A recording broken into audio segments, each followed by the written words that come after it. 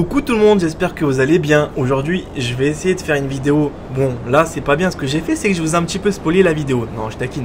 Donc là, je suis dans un avion de chasse.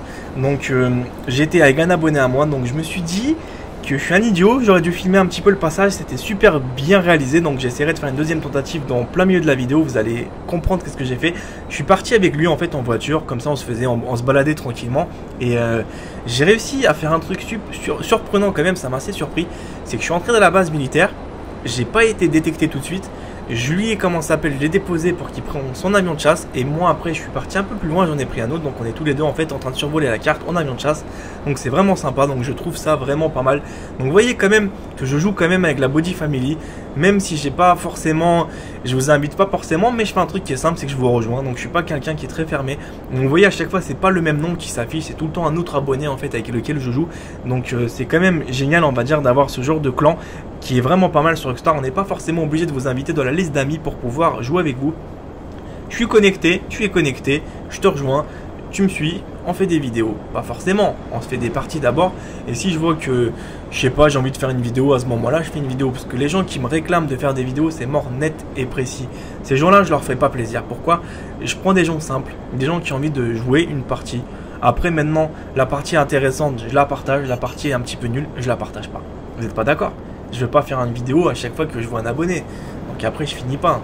Donc là l'avion de chasse, pour en parler un petit peu plus du gameplay, il est vraiment intéressant. Pourquoi? Parce qu'il a une super bonne vitesse. Et en même temps c'est qu'il est très maniable. Mais attention bien sûr, attention, il est super fragile. Donc là j'ai un petit peu éteint le réacteur, j'ai failli me prendre la tour. Ils m'ont dit ah Body t'as encore pété un plomb. Eh oui. Donc franchement ça m'a fait vraiment plaisir, c'est qu'on était tous les deux en train de pouvoir survoler tranquillement cette carte. Et on a dérobé tous les deux l'avion de chasse. Parce qu'en général dès qu'on arrive à deux, il y en a un des deux qui meurt. Et que là c'était pas du tout le cas. Donc c'était vraiment sympa. Regardez, on n'a même pas d'étoile pour vous dire. C'est qu'on s'est bien échappé. Donc on s'amuse vraiment à faire un petit peu des loopings. Donc l'avion de chasse c'est vraiment pas mal en multijoueur. Mais c'est quand même assez chiant pour pouvoir viser toute personne en bas. Parce que ça va tellement vite. T'as pas forcément le temps de pouvoir verrouiller ta cible correctement. Donc c'est plus un délire je dirais très rapide pour un survol de carte comme je suis en train d'effectuer. Mais après faire des missions avec, je pense que c'est quand même délicat. Quelqu'un qui joue avec ça, donc je pense qu'il va vraiment se manger les doigts. Donc cette vidéo elle va se faire en deux étapes. La première ce sera en journée. Et pour ceux qui m'ont demandé en nuit, comme ça vous allez un petit peu avoir les deux façons de... Mais ce sera pas... Vous allez voir, ça va être ça va pas être forcément pareil. Donc là les roquettes sont quand même puissantes, mine de rien c'est pareil que dans l'hélicoptère vous allez me dire, mais c'est quand même, moi un truc qui me dérange avec l'avion de chasse c'est qu'il va super vite en fait. C'est pas qu'il va super vite, ça reste quand même un avion de chasse, mais le temps que tu verrouilles ta cible, le petit carré en fait n'a pas forcément le temps de verrouiller, à moins que c'est un hélicoptère, là ça va c'est beaucoup plus facile. Mais dès que tu as des cibles au sol par exemple d'autres personnes, d'autres clans, on a du mal à les verrouiller. Donc après c'est un coup de chance en fait généralement. C'est soit tu vises la roquette, elle le tue, ou soit t'as eu un coup de bol, je sais pas ce qui s'est passé. Donc comme quoi que des fois on a vraiment des petites surprises comme ça assez marrantes. Mais la vitesse quand même est assez impressionnante hein, mine de rien, c'est le truc le plus rapide hein. Et encore là, si en fait pour pouvoir voir si je suis vraiment à la vitesse maximum, c'est le petit truc violet que vous voyez au niveau du réacteur derrière. Donc dès que c'est jaune, c'est que je suis en vitesse normale. Dès que c'est éteint comme ça, bah, c'est que j'ai ralenti. Et dès que je repasse en mode violet, donc là je suis en pleine puissance. J'active le Mach 1 on va dire. Parce que je dirais pas Mach 2, Mach 3 parce que ça n'a pas non plus une vitesse comme ça. Donc j'aime bien cette vue là, je trouve franchement c'est super intéressant. Mais des fois je fais quand même attention de pas non plus trop regarder la carte n'importe comment. Parce qu'il y en a pas mal encore d'entre vous qui m'ont demandé de faire des petites vidéos sur un avion de chasse. Donc j'ai pas encore eu le temps de vous le proposer. Je me suis un petit peu plus amusé avec mon tank en ce moment. Je sais pas, j'adore le tank hein. Depuis que je l'ai acheté, je me régale. C'est le truc, c'est mon joujou préféré. Donc désolé de vous décevoir. Mais voilà. Donc là je suis en formation avec mon abonné derrière. On va dire plutôt le membre de la Body Family. Parce que mon abonné, je sais même pas s'il est abonné hein.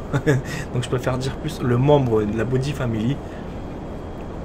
Donc après il y a des gens qui sont pas forcément abonnés à ma chaîne, mais c'est pas pour autant que je les emmerde, vous voyez ce que je veux dire, je suis quand même ouvert d'esprit. Donc après voilà, il fait partie de ma Body Family, donc je joue avec. Après il y a d'autres personnes aussi qui ont des couleurs blanches, c'est pas pour autant que je les ignore, parce qu'il y a aussi des gens qui sont un petit peu surpris, ils me disent ah mais c'est toi Bodyguard Game. J'ai dit oui c'est moi. fait arrête, c'est toi. Je fais bah oui, c'est moi, et je suis comme toi, hein. Je suis pas non plus une star. Les gens, en fait, ce qui me dérange le plus, moi, sur le phénomène YouTube, c'est mon avis personnel, c'est j'aime pas être pris pour quelqu'un, comme une star, etc. Surtout que c'est pas le cas. Je suis une personne normale, hein. Moi, je me prends vraiment pas au sérieux avec ce genre de choses. Pourquoi je dis ça? Parce que j'ai déjà eu des vrais stars au niveau de la protection, donc je sais exactement qu'il y a du vrai talent, parce que pour moi youtubeur c'est juste une personne qui fait des vidéos, il a rien d'extraordinaire, sauf que tout simplement il est tombé au bon moment, au bon endroit, où il s'est fait pistonner par telle personne ou telle personne, où il a réussi à avoir son propre succès, où il a où il a un réel talent. Mais voilà, on n'en reste pas non plus des stars ou des idoles de ouf quoi, parce que je me rends compte que des fois tu as des youtubeurs qui sont carrément à côté de la plaque, donc je critique personne, mais il y en a franchement, leur comportement est assez irrespectueux des fois. Donc et voilà, ça devient limite des idoles, des stars. Donc il faut te poser des questions quoi, les mecs. D'accord, ça vaut l'eau quoi des fois. Mais bon, comme je dis, YouTube, faut de tout. C'est comme dans le monde. On peut pas plaire à tout le monde. Il y a des gens qui vont plaire à d'autres, d'autres pas. Donc après chacun son truc. Donc là j'ai fait un peu l'idiot. J'ai fait un peu l'idiot, j'ai écrasé l'avion. C'est pas vrai, j'ai éclaté l'avion. Donc maintenant je vais vous montrer un petit peu le côté numéro 2, comment entrer dans la base militaire. Sans vous faire détecter, sans vous faire avoir, donc là vous allez voir. Donc ça c'est ma voiture personnelle qui est vraiment pas mal pour personnel. Ma voiture que je préfère le plus, pourquoi? J'ai toutes les voitures dans le garage, hein, mais je préfère celle-là. C'est un peu con à dire, c'est la gratuite. Je sais pas s'il faut faire partie d'un clan, parce que beaucoup me disent qu'il faut faire partie sur Rockstar. Ça prend 2 secondes les gars, hein. Vous inscrivez, au pire des cas, et vous avez cette voiture gratuitement. Je sais pas si vous avez envie, donc après vous faites ce que vous voulez. Après je peux comprendre que s'inscrire sur ce genre de site, faut penser à un truc, c'est qu'on laisse toujours des traces sur internet. Faites attention quand même de pas non plus vous éparpiller sur tous les réseaux sociaux, etc. Parce que ça peut être dangereux au bout d'un moment. C'est pour ça, restez quand même vigilant.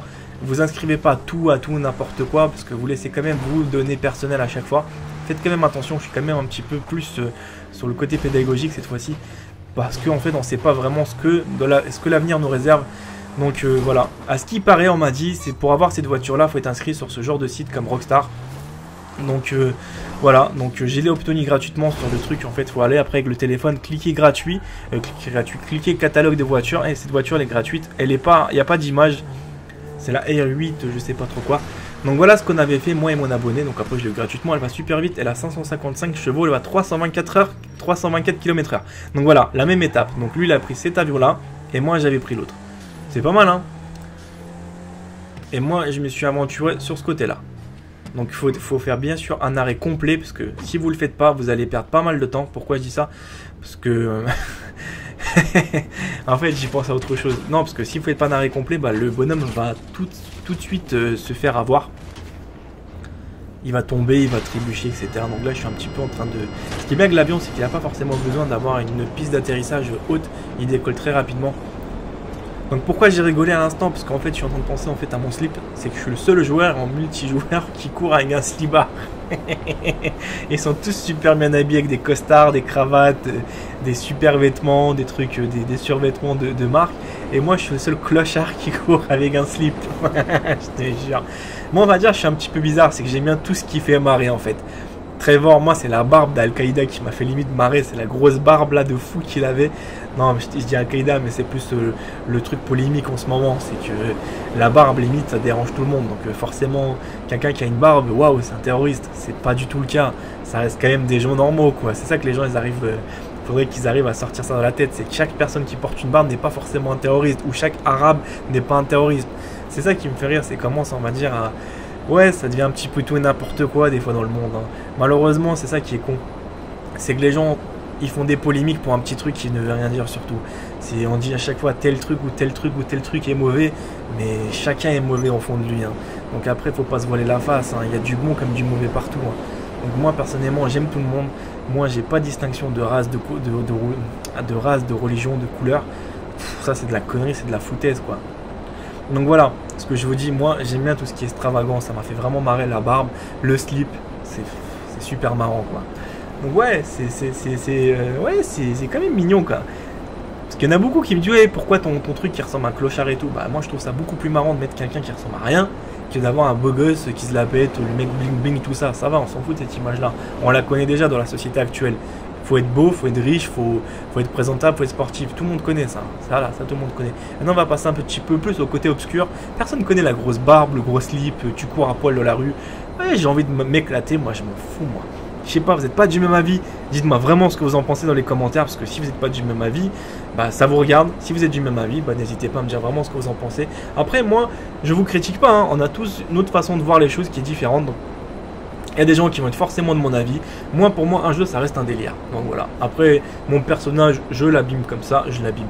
Je l'habille comme ça, je lui fais ça, je lui fais ça, je me prends pas la tête. Hein. Franchement, vous n'êtes pas d'accord. Pourquoi tout le temps mettre les joueurs en bling bling et tout pour faire ouais, genre je suis friqué, etc. Qu'est-ce qu'on s'en fout, franchement? Ça reste un jeu, c'est pas ta propre tenue vestimentaire que tu es en train de mettre en valeur, quoi. C'est ça que les gens ils oublient en fait. J'ai l'impression que leur personnage, leur avatar, ça leur appartient. C'est que maintenant que le mode virtuel, limite, on va devenir connecté dans pas longtemps. C'est comme maintenant les films de science-fiction, il y en a beaucoup qui se rapprochent de la réalité, mine de rien. Beaucoup me diront non, c'est pas vrai. Bah, vous avez qu'à voir les scientifiques sur quoi ils se basent. Déjà, à l'époque, ils disaient qu'il y aura telle chose, et c'est ce qui se passe en fait. Hein. Donc malheureusement, la science-fiction, parfois, je dis pas que c'est tout le temps le cas, hein. Ça rattrape la réalité. Hein. Parce que les scientifiques, en fait, sont inspirés par ça. Donc déjà, voilà. Donc déjà, je pense qu'un monde ultra connecté, ça existera dans pas longtemps, parce qu'ils sont en train déjà de parler de poussière, comment ça s'appelle, avec la nanotechnologie, de la poussière intelligente. Donc vous avez qu'à voir tout simplement sur National Geographic, ce genre de documentaire, c'est vraiment très intéressant. Moi je suis quelqu'un aussi qui suis très autodidacte, j'aime bien me documenter. Je suis pas non plus, j'ai 2 passions, j'ai 3 passions dans la vie, vraiment 3. C'est la première, c'est le sport. La deuxième, c'est tout ce qui est documentaire. Donc ça passe vraiment, mais je me tue au documentaire, je regarde limite 3 ou 4 heures par jour de documentaire si j'ai bien sûr le temps qui me permet. Et après la troisième, la dernière, donc c'est un peu la surprenante, c'est les jeux vidéo. C'est pas franchement la passion qui m'attire le plus en ce moment. Pourquoi? Parce que je suis quasiment né dedans, donc en fait dès que je suis né, j'ai connu la Sega Mega Drive, tout ça, donc pour ceux qui me connaissent pas, j'ai vraiment limite 25 ans de jeux vidéo derrière moi. Sur PlayStation, la PlayStation 1 dès qu'elle était sortie, j'avais vraiment perdu beaucoup de temps dans ma vie parce que je me suis tellement consacré aux jeux vidéo. J'avais pratiquement 1300 jeux de PlayStation 1. Donc je vous assure, les jeux vidéo c'est bien, mais prenez quand même attention, faites quand même attention à vous parce que c'est quand même un gouffre. Un gouffre en fait, hein. Vous coupez de tout en fait, hein, mine de rien. Vous rendez pas compte pour le moment parce que c'est fun, c'est marrant, c'est sympa. Tu te coupes de ta famille, tu te coupes de tes études, tu te coupes de ton travail, tu te coupes de ta vie sentimentale, tu te coupes de tout quoi. C'est mine de rien, tu rentres dans un monde qui n'est pas forcément... dans un monde en fait où l'homme a besoin d'avoir des récompenses. C'est con à dire mais c'est vrai. Quelqu'un qui a tout le temps des récompenses, que dans la société actuelle on se fait tout le temps malmener, c'est-à-dire que ça plaît pas, tes parents tapent au travail, tes chiffres, comment ça s'appelle, d'affaires ne sont pas forcément bons, tes notes à l'école elles sont pas bonnes, ta maîtresse te casse les couilles, ton prof te rend ouf, ton diplôme tu viens de le louper, donc voilà, t'es tout le temps en échec, je dis pas que c'est forcément le cas de tout le monde, mais il y a une grande partie de la population qui a forcément ce genre de cas de figure où ils sont un petit peu en échec. Donc le jeu vous met dans une autre sensation de plaisir où tu as tout le temps des récompenses. Tu gagnes.